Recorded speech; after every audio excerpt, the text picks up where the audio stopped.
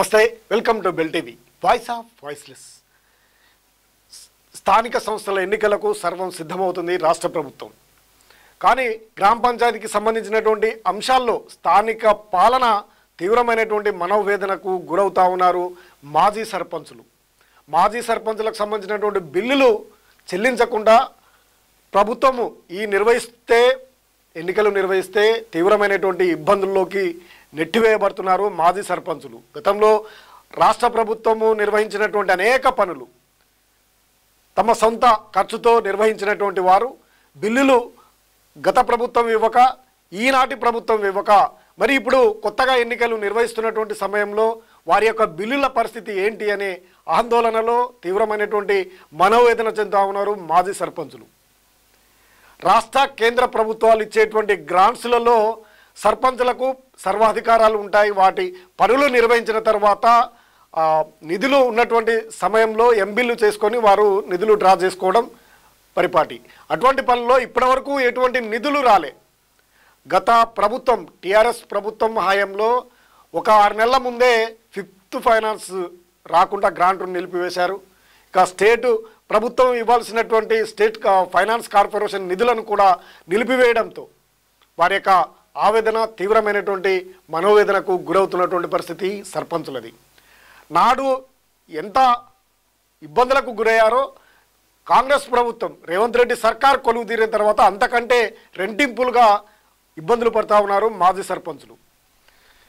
ప్రతిపక్ష నేతగా ఉన్నటువంటి రేవంత్ రెడ్డి మేము అధికారంలోకి వస్తే సర్పంచులకు పెండింగ్ బిల్లులు మొత్తం చెల్లించాకే ఎన్నికలోకి వెళ్తామంటూ హామీచ్చారు. కానీ ఇప్పుడు ఆ పరిస్థితి ఎక్కడా కనిపించడం లేదు. ఆ నిధుల గురించి కానీ వాటికి సంబంధించినటువంటి బిల్లులను చెల్లించే ప్రయత్నం కూడా రాష్ట్ర ప్రభుత్వం చేయకపోవడంతో మాజీ సర్పంచుల ఆవేదన అంతింత కాదు.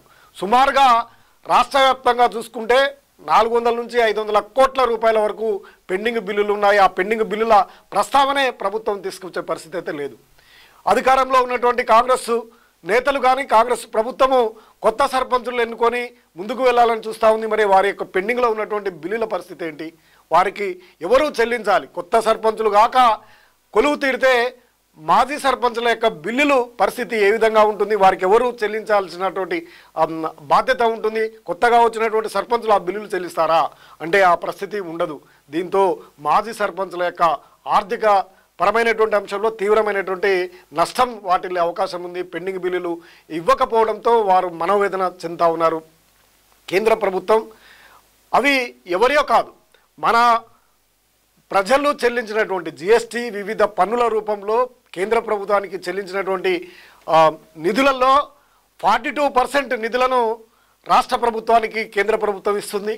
7% నేరుగా గ్రామ సర్పంచులకు, గ్రామ సర్పంచులు వివిధ పనులు సొంతంగా చేసుకోవడానికి కేంద్ర ప్రభుత్వం నుంచి 5th ఫైనాన్స్ ద్వారా నేరుగా గ్రామ పంచాయతీలకు సర్పంచుల ఖాతాలో పడతాయి.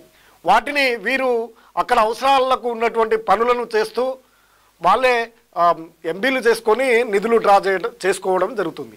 కానీ ఆ నిధులే ఎక్కడికి రాకపోవడం, ఇప్పుడు పంచాయతీ ఎన్నికలు నిర్వహించకపోవడం వల్ల ఆ నిధులు కేంద్ర ప్రభుత్వం నుంచి నిలిచిపోయాయి. ఇక గత ప్రభుత్వం కూడా ఆ నిధులను నిలిపివేసింది. దీంతో తీవ్రమైనటువంటి ఆర్థిక భారంతో మాజీ సర్పంచులు వైదొలిగినప్పటికీ వారి యొక్క బిల్లులు సంవత్సరాల కొద్దీ పెండింగ్లో ఉండడంతో తీవ్ర ఇబ్బందులకు గురవుతున్నటువంటి పరిస్థితి. ఇప్పుడు సర్పంచులకు కొత్త ఎన్నికలు నిర్వహించి కొత్తగా ఎవరు కొలువు తీరినా మాజీ సర్పంచుల పరిస్థితి అగమగోచారంగా అయ్యే అవకాశం ఉంది. ఒక్కొక్క మండలంలో మనం ప్రస్తావన చూసుకుంటే ఒక్కొక్క మండలంలో కోట్లాది రూపాయలు పెండింగ్ ఉన్నాయి. అంటే ఒక్కొక్క జిల్లాలో 50 నుంచి 40 కోట్ల రూపాయల పెండింగ్ బిల్లులు సర్పంచులై ఉన్నాయి.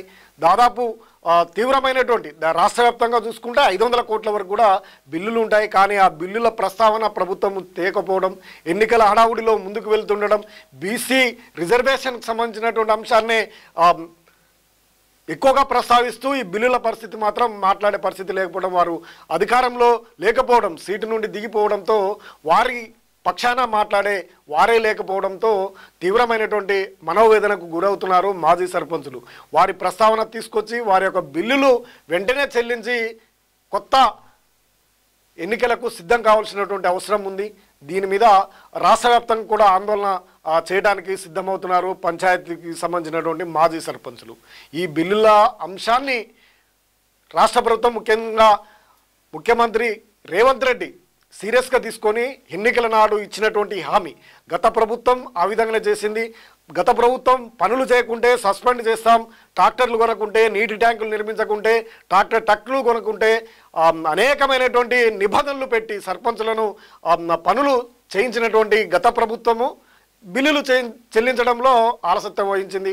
ఆ బిల్లుల పెండింగ్ బిల్లును వెంటనే మా ప్రభుత్వం రాగానే ఇస్తా ఉన్నటువంటి రేవంత్ రెడ్డి ఇప్పటి వరకు ఒక్క రూపాయి కూడా బిల్లులు ఇవ్వలేదు. రేవంత్ రెడ్డి సర్కారు ప్రగతి పనులు, ప్రగతి పల్లె ప్రగతి అంటూ నిర్వహించి అనేక పనులు చేయించినటువంటి కేసీఆర్ బిల్లులు ఏ విధంగా పెండింగ్ పెట్టాడో రేవంత్ రెడ్డి అంతకింతగా కొలువు తీరిన నాటి నుండి కూడా ఒక్క రూపాయి కూడా బిల్లులు ఇవ్వకుండా ఆపినటువంటి పరిస్థితుల్లో వారి యొక్క ఆవేదన తీవ్రంగా ఉన్నది.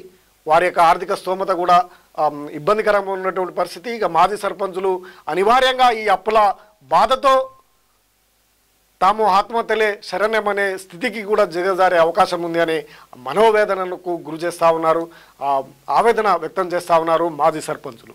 రాష్ట్ర వ్యాప్తంగా ఉన్నటువంటి పెండింగ్ బిల్లులను వెంటనే విడుదల చేయాల్సినటువంటి అవసరం రేవంత్ సర్కార్పై ఉంది. అది సర్పంచ్ ఎన్నికలు నిర్వహించక ముందుకే రావాలి. మరి షెడ్యూల్ కూడా ఇప్పుడు స్థానిక సంస్థలకు సంబంధించినటువంటి షెడ్యూల్ కూడా విడుదల అవుతూ ఉంది. మరి సర్పంచ్ ఎన్నికలకు సంబంధించి ఈ స్థానిక ఎన్నికలు కాగానే పంచాయతీరాజ్ ఎన్నికలు కూడా జరిగే అవకాశం ఉన్నందున వెంటనే ఈ బిల్లులు పెండింగ్ బిల్లును పరిష్కరించి వారికి ఇవ్వాలి అనే డిమాండ్ అయితే రాష్ట్ర వ్యాప్తంగా ఉంది. సీఎం రేవంత్ రెడ్డి చొరవ తీసుకొని వెంటనే బిల్లులను విడుదల చేయకుంటే స్థానిక ఎన్నికల్లో వారి యొక్క ప్రభావం కూడా ఉంటుంది, వారంతా కూడా కాంగ్రెస్ పార్టీని ఓడించే అవకాశం ఉందనే డిమాండ్ కూడా వ్యక్తమవుతుంది. మరిన్ని అప్డేట్ కోసం చూస్తున్నాం బులెటిన్ వాయిస్ ఆఫ్ వాయిస్.